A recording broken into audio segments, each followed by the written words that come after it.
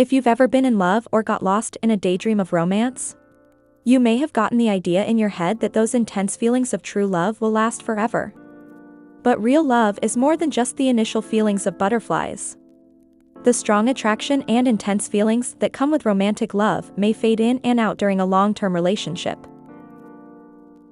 Relationship specialist and psychologist Mark E. Sharp, Ph.D., explains that after those beginning feelings fade, most couples are left with feelings of connection and affection. Even so, most couples have to work to keep their relationship lasting. Even those who experience real love that lasts the test of time have to work at it. So, how do you find a love like this? Where do you even begin? That love to give, but to who? Love can take a lot of work, even if it's for yourself. Relationship expert Margaret Paul, Ph.D., states in a Mind Body Green podcast and article that there is a big difference between trying to get love and actually sharing love. We can't share love if we don't have love to share. So, does this mean you can't love anyone if you don't love yourself? No, but loving yourself sure does seem to make things easier in relationships. Insecurities and harsh judgments about yourself can hurt a relationship. You may commonly look to only your partner to soothe these self-doubts and assure yourself. And while most people love assurance from their partner, it could be unhealthy to rely on only them for those harsh insecurities to be tamed. Relationship expert Margaret Paul puts it into perspective by asking that people imagine their inner selves as a child. She explains, you will not be going around the neighborhood trying to find somebody else to take care of your child, right? You take care of that child yourself, perhaps figuring out the next steps as you go along. Apply that logic to yourself.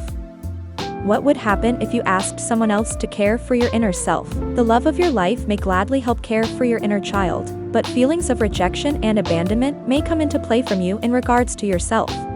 Even if your partner loves your inner child, that kid is still going to look up to you feeling a bit neglected. Paul says that when you don't love yourself, that's what happens on the inner level.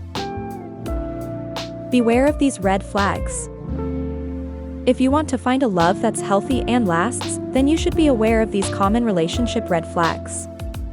For starters, a good relationship shouldn't revolve around needing to feel needed. Falling into emotional dependency early in the dating process with your partner can often be a bad idea. People often want to feel needed and can go into relationships mainly looking for this type of satisfaction. Psychiatrist Abigail Brenner, MD, explains in Psychology Today that the need may be that you, my partner, must do certain things for me to make me feel secure and satisfied, or that you allow me, your partner, to feel needed by fulfilling your needs. But she warns that this will often lead to a relationship with little or nowhere to grow. On a first date, it's also a good idea to look out for the big red flag of someone negatively ranting about their ex-psychotherapist. Katie Gillis explains in Psychology Today that it shows an enormous lack of respect towards others in their life and ultimately speaks to their integrity. There is an appropriate way and time to discuss concerns and issues with previous partners, so watch how this is done. Then there are some other classic red flags: lying, jealousy, egocentrism, controlling manners, and the list goes on. But perhaps one red flag that people sometimes try to convince themselves out of is simply feeling uncomfortable around them.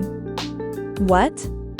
Yes, it's sometimes obvious that we, as humans, would turn away from what makes us uncomfortable. But psychologically, there's more at play here. Psychotherapist Katie Gillis explains that trauma survivors, specifically those with a family origin of trauma, have learned a coping mechanism to ignore or even deny their reality. She goes on to explain that poor treatment is often normalized in their adult relationships due to them being taught as children that those who are supposed to provide love and comfort often end up hurting them. A healthy, loving relationship shouldn't be filled with ill treatment. Gillis recommends paying attention to the amount of time you spend trying to decipher untruths or lies. When you catch yourself saying, "That just does not make any sense," trust that feeling. If you often feel uncomfortable but find yourself automatically dismissing it, that is an important red flag that you shouldn't ignore. The green flag that may lead to love. Okay, so we've talked about red flags, but what about green flags? Common green flags in a relationship can be consistent kindness, trustworthiness, communication, reliability, and prioritizing each other. But there is one green flag you can look out for to see if you've found a partner that could truly love you or already does. A 2006 study published in the Journal of Personality and Social Psychology found that how your partner reacts to your good news, rather than just bad news, can reveal a lot about your relationship. 79 couples were videotaped discussing good news and bad news to their partner. Researchers observed the partner's behavior and response to hearing the good news and bad news. The person giving the news rated how understood, validated, and cared for they felt during the reveal of news. After 2 months, the researchers checked in on those couples again and found that responses to positive event discussions were more closely related to relationship well-being and breakup than responses to negative event discussions. The results are discussed in terms of the recurrent but often overlooked role that positive emotional exchanges play in building relationship resources. So, if you want a clue into how your relationship is going, reveal some good news to your partner. Do they passively approve or show genuine excitement? Mutual delight? Or are they a bit detached in response to your joy? If you're mutually sharing the happiness this good news brings, then that seems like a pretty green flag. So, once you've found love, it's best to not only enjoy it but to truly try to understand the source of it all as well. Who is it you love, and what is it they're trying to say? You love them, after all, so take a listen.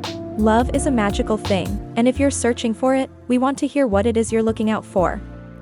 Give us the good news. Comment down below what it is you're looking for in a loving partner. You can't always rely on signs to find love. Sometimes things simply don't work out. But rather, use those signs and relationship flags to find a partner that could just one day be your love. Hopefully one that lasts the test of time if you both put in that commitment and work often every long-term relationship needs. We hope you've enjoyed this video. If you did, don't forget to click the like button and share it with a friend. Subscribe to Mind Boost TV and hit the notification bell icon for more content like this. As always, thanks for watching.